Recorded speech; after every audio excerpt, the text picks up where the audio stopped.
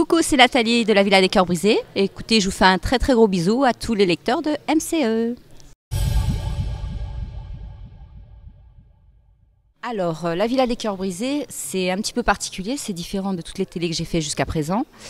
J'ai voulu la faire parce que, je ne sais pas si vous vous souvenez, j'ai eu une relation particulière avec Vivian. C'est une histoire qui a duré 2 ans. C'est une histoire qui a été compliquée pour le public parce qu'un coup on était ensemble, un coup on était séparés. Donc je pense qu'ils ont eu beaucoup de mal à suivre notre histoire. Et en fait, faire la villa, c'était pour moi montrer au public que mon histoire avec Vivian était vraiment terminée. C'était une façon de montrer que j'avais tourné la page. Et puis pour moi aussi me prouver que j'étais prête à passer à autre chose. Donc c'était vraiment montrer la fin d'une histoire d'amour. Je suis partie, on va dire, oui, dans l'optique de rencontrer quelqu'un, c'est sûr. Après, je ne me suis pas dit forcément, je vais revenir en couple, je vais être amoureuse, parce que c'est compliqué dans une télé. Mais je me suis dit, allez, soleil, les amis, les copains, bonne ambiance, on ne sait jamais, je peux craquer, rencontrer quelqu'un qui me plaît et pourquoi pas vivre une belle histoire. Après, il va falloir regarder.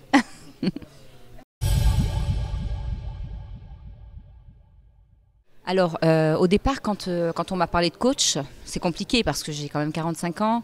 Je me suis dit, je vais être coachée par une femme qui en a 10 de moins. Son expérience, je ne la connais pas. Comment elle va être en mesure de m'aider? Surtout que ma problématique était le fait que j'aime les hommes plus jeunes. Est-ce qu'elle va comprendre ce problème-là? Donc, c'était pas évident pour moi, mais je me suis dit, je vais lui faire confiance. Et puis je pense que j'ai eu raison parce qu'elle a très bien compris mon problème qui n'en est pas forcément un. Elle m'a expliqué beaucoup de choses et à ce jour je sors grandie de cette aventure. Donc on peut grandir à tout âge.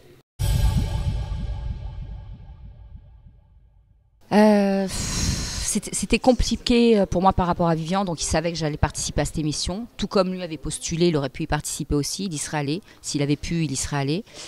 C'était un peu compliqué, mais en même temps, Vivian s'est pas gênée pour afficher qu'il sortait à droite à gauche avec des filles. Ça m'a fait du mal. J'en ai souffert au début parce que moi j'avais du mal à passer à autre chose. Et puis c'est toujours comme ça. Quand vous passez à autre chose, l'autre revient.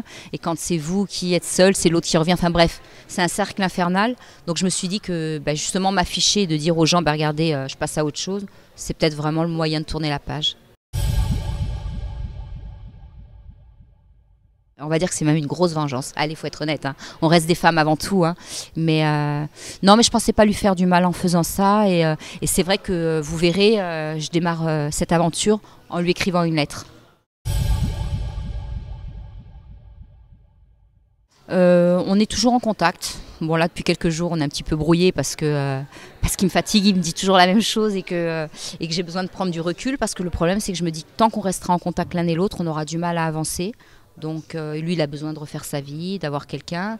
Moi, c'est compliqué de mon côté, donc avoir entre guillemets un ex qui est souvent proche de toi, ça ne plaît pas à la personne avec qui tu es. Donc voilà. Mais oui, on est toujours en contact.